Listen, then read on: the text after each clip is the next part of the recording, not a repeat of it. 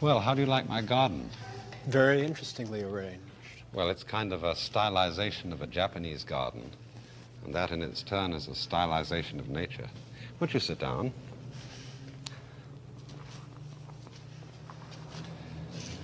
As you see, I've got a guest on the program today, and my guest is Dr. Stephen Schoen, psychiatrist of San Francisco. And I wanted to have a talk with a psychiatrist on this program for a very definite reason. And this arises out of the extraordinary interest which has been shown over the past 5 years or so by psychiatrists in the subject of Zen. For one thing, I have been invited during this period to a very considerable number of medical schools and psychiatric institutes to talk to the staffs about Zen Buddhism. And I was very surprised to see not so long ago in the new 2-volume American Handbook of Psychiatry a full-length article on Zen Buddhism, not as one might imagine listed under current forms of mania, but under the much more complimentary heading of contributions from related fields.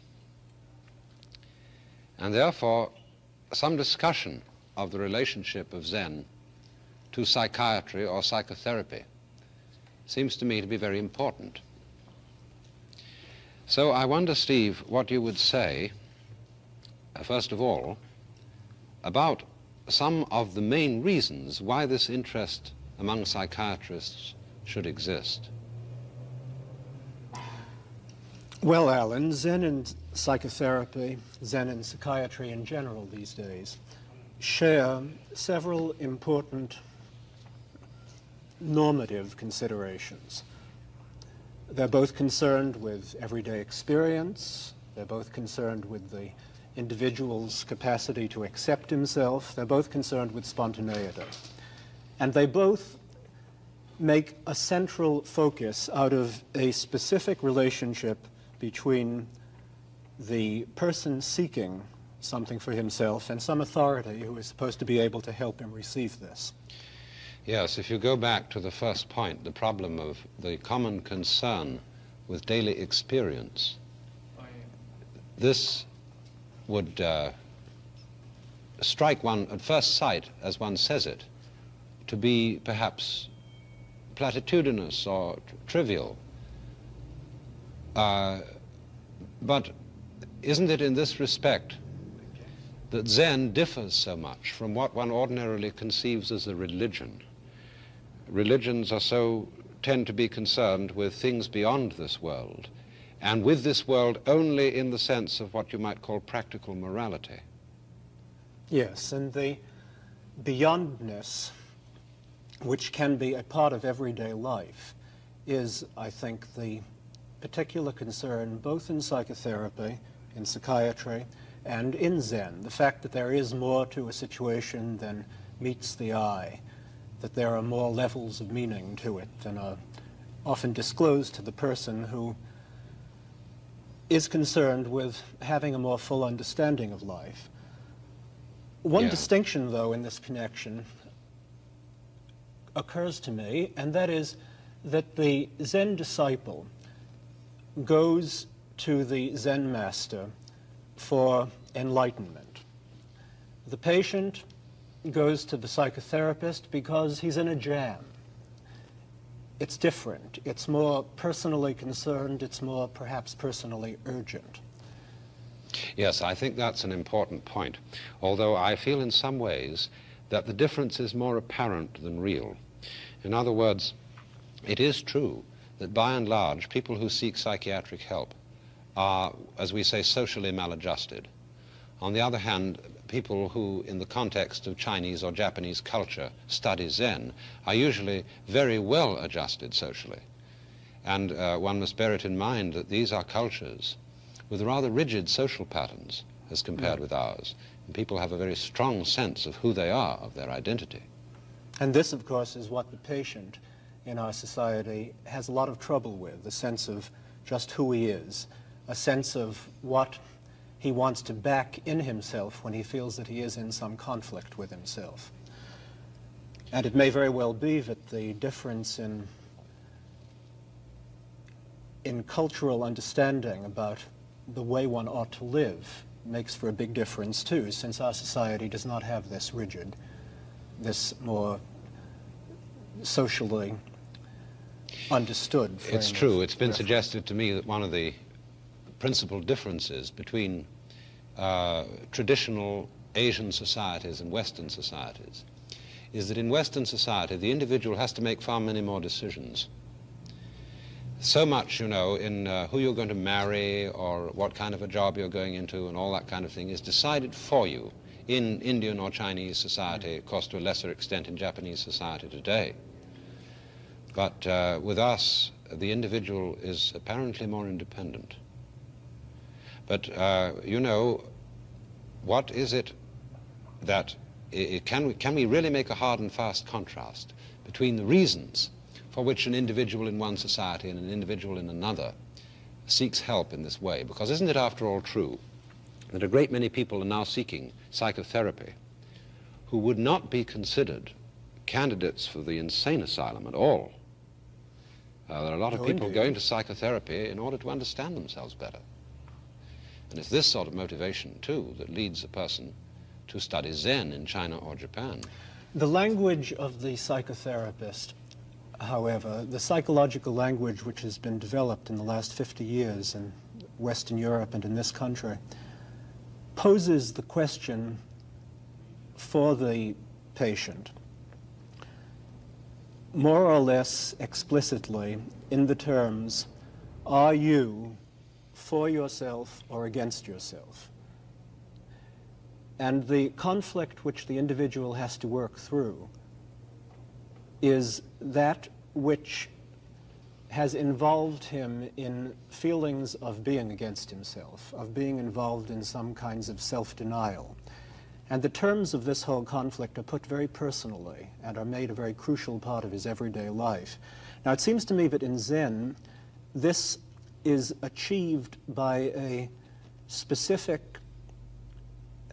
discipline which whips the issue into shape, which sharpens it for the disciple once he has entered the tutelage of the master. And that the patient already, as it were, comes with this, by and large. There are some people, as you say, who do not have a pressing personal problem which they're dealing with. But in either case, both of them come with a problem. In other words, the person who comes to psychiatry may come with a problem that he feels is peculiarly individual, that makes him different from other people.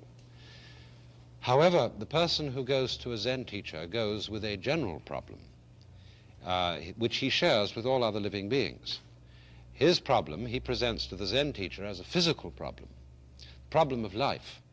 Here I am, threatened by the vicissitudes of life and death, which face everybody. Perhaps a traditional society makes it easier to generalize the terms of one's conflict and to put it more into philosophical language. Certainly this has been the language of the East, and the West is shy on this kind of verbal currency now, and the terms we've developed are very much those of psychological mechanisms in trying to understand the individual's problems. I would really wonder how far this kind of language can help us and how far it can take us in itself.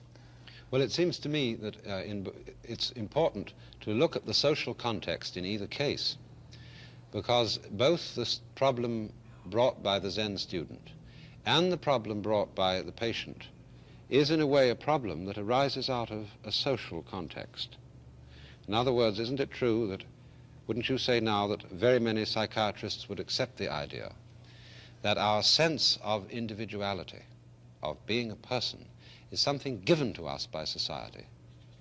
Oh yes, yes. This is certainly one of the hallmarks of modern psychological theory about personality, that who we are is very crucially socially determined by the experience we've had with significant people in our growing up years and with our continuing experience with other people.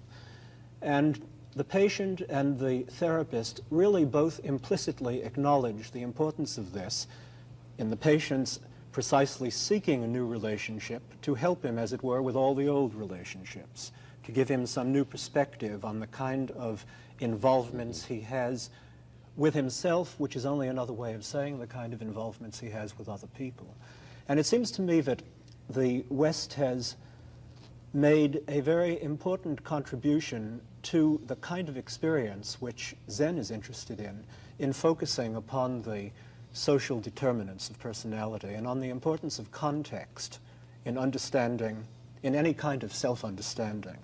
That after all, the sorts of insights that we have about ourselves are conditioned by the social contexts in which we have the insights.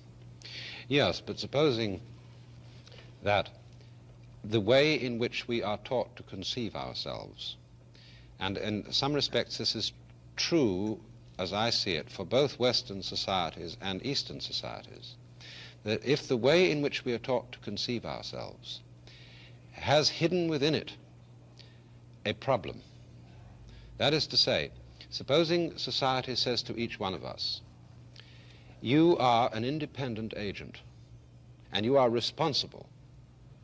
And this is one of our basic ideas. But we don't realize, we forget that we got this idea by social conditioning and that it ain't necessarily so. Now then, in this sort of case, where a person is, say, because of the disciplines of childhood, he has been taught all the time, you are a responsible individual, you act separately, you are an ego. But at the same time, you must behave in such and such a way. You must not have antisocial feelings. You must not do antisocial things. And so, as this duality, this split in his consciousness goes on into later life, it seems to become a chronic antagonism or alienation between the individual and himself. This same thing happens, I would say, in the Oriental culture, but in a different way. Here he feels that the problem is not so much his own peculiar personal feelings, but the physical problem of man involved in a world that is really hostile to him, that denies his individuality. Now, one interesting contrast, at least on the surface, between the method of Zen and the method and beliefs of psychoanalysis is that Zen very explicitly backs the unconscious, backs the irrational in man as having the liberating forces within it for this sort of conflict that you're describing. Whereas psychoanalysis, although it has done so much for making us aware of the important determinative influence of the unconscious in life, really in its therapy it backs the conscious, it backs the reasoning mind, it backs the capacity of the reasoning mind to assimilate that in the unconscious which is intensified by the psychoanalytic work. You might say that Zen intensifies the rational mind in the koan, for instance, intensifies the problem in the rational mind to such a point that it can gradually expend itself, see the limitations, see the inevitable illusion in the rational mind. If I would for a moment describe what the technique of Zen is doing, perhaps you could comment upon whether this is in any way a strict parallel with what the psychiatrist is doing. In other words, it's up to the student to bring the problem to the teacher. The teacher never advertises for students in the same way that a physician doesn't advertise for patients. It's up to you to go and say, I have a problem. Now, in this sense, then, a person comes to a Zen teacher and says, basically, I don't have peace of mind. Myself is bothering me.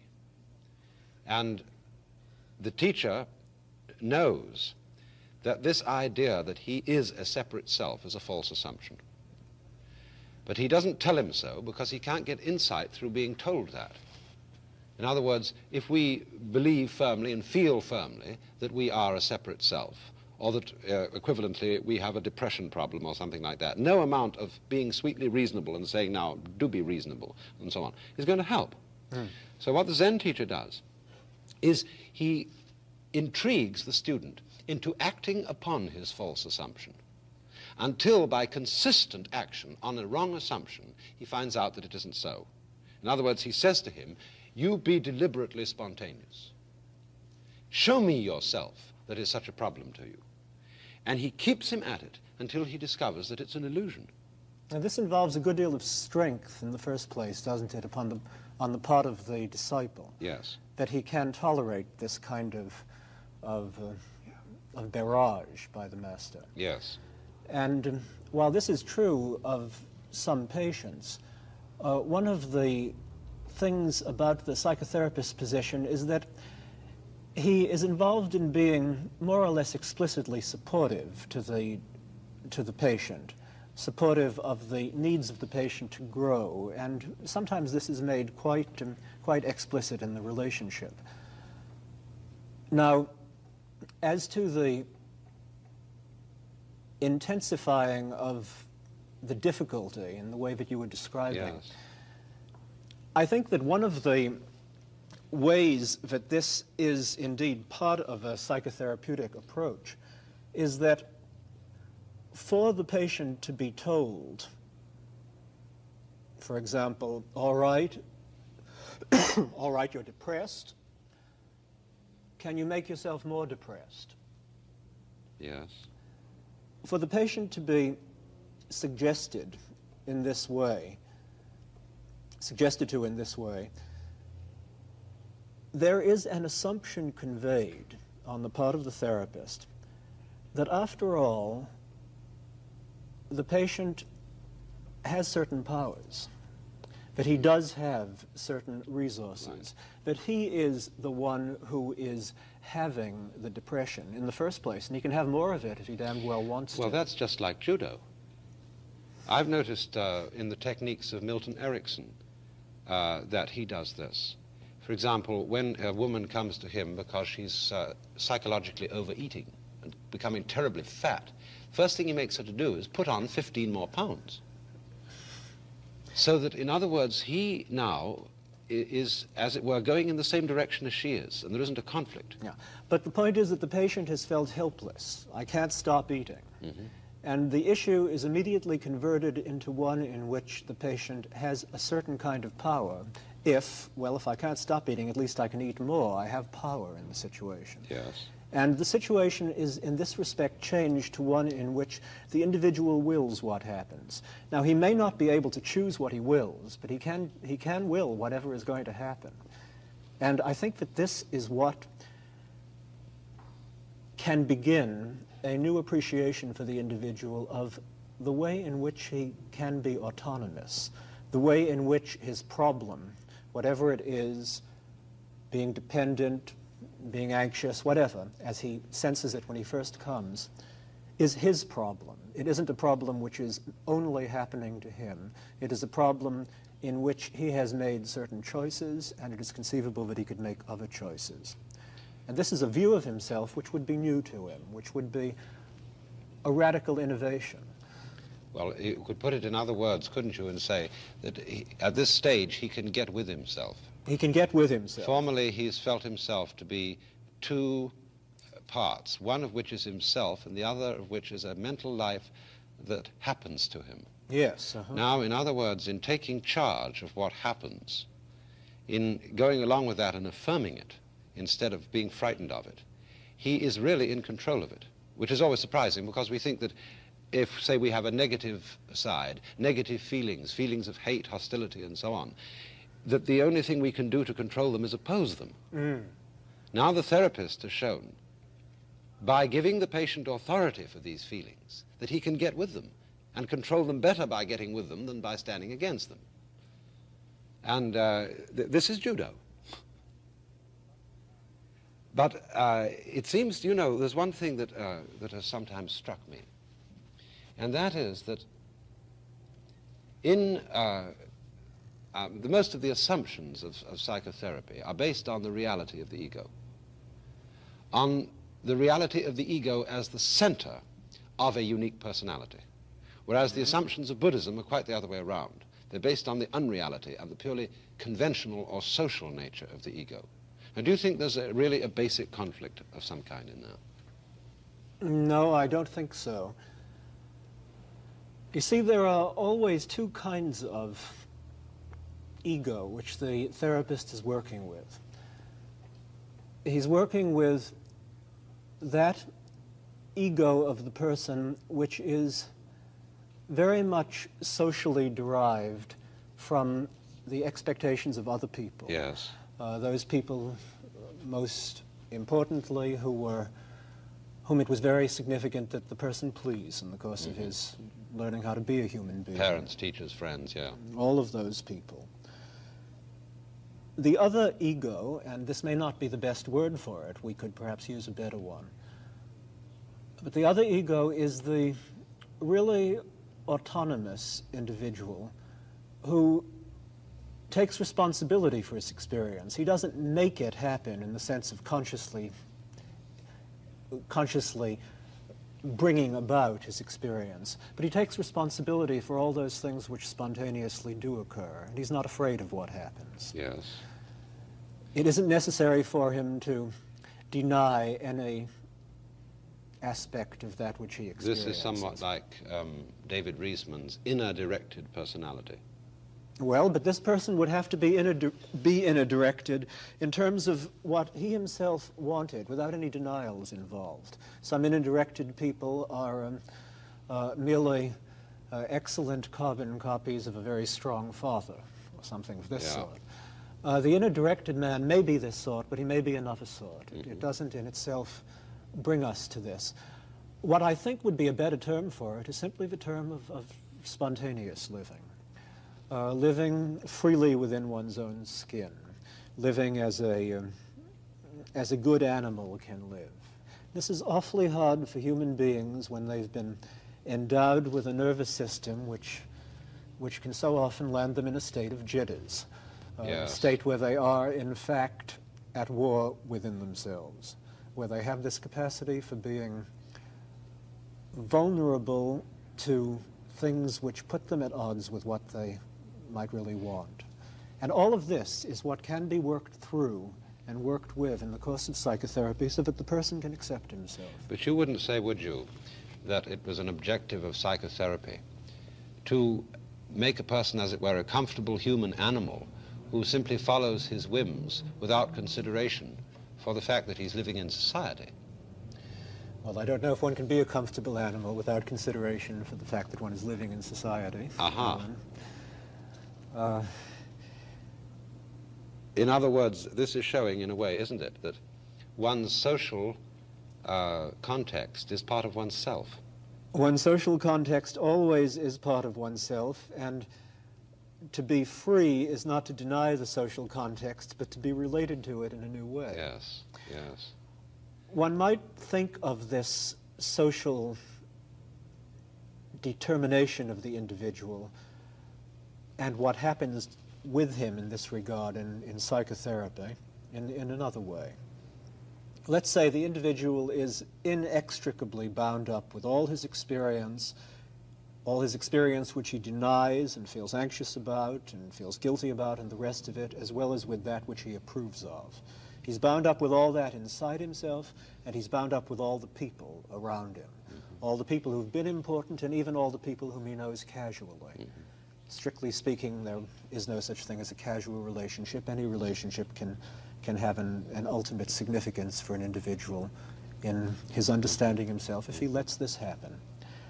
All right, the person comes with some conflicts based upon various expectations that he has come to approve of, various people he would like to please, other people he wants to be sure not to offend, other people he may be indifferent to, and the rest of it, but it puts him into conflict with himself. Yeah. It is precisely the fact that this inner conflict is revealed in all his relationships which makes the psychotherapy possible, because the therapist can talk not about those things going on only within me here, but about what happens to me with you and you and you, with other people. Yes, and in this case, then, the patient's encounter with the therapist is for him a new kind of encounter with the social reality. In other words, this is a context with the therapist in which he can really feel free to be all of himself for the first time, and under these circumstances realize that that doesn't amount to the same thing as running amok. And it's always interested me as a parallel between therapy and any kind of Eastern situation where there's a guru and a student, or a Zen master and a disciple, is that in a certain way, say the patient or the student feels, here is somebody who knows all about me. He sees through me like a glass. There's nothing I can do. I can't even shift my feet or make a casual remark without his saying, I wonder why you did that. You know, a way a therapist can make a person feel that everything he does is revealing the unconscious. Well, I think that both the role of the master and the role of the therapist highlight the individual's problems with the relationship with a hero. At least this is my term for this concern with, must I be submissive to him, can I dominate him, and so on. Yes. The relationship with a person whom one must, you might say, either adulate or whom one would wish to have adulate oneself, in the reversed way. Yeah. And well, I think that's true, that by this relationship, somehow with another, the conflict with oneself is helped out as you extricate one thorn from your finger with another thorn. And in the end, I think it can become clear that there are no heroes, there are just human beings. Right.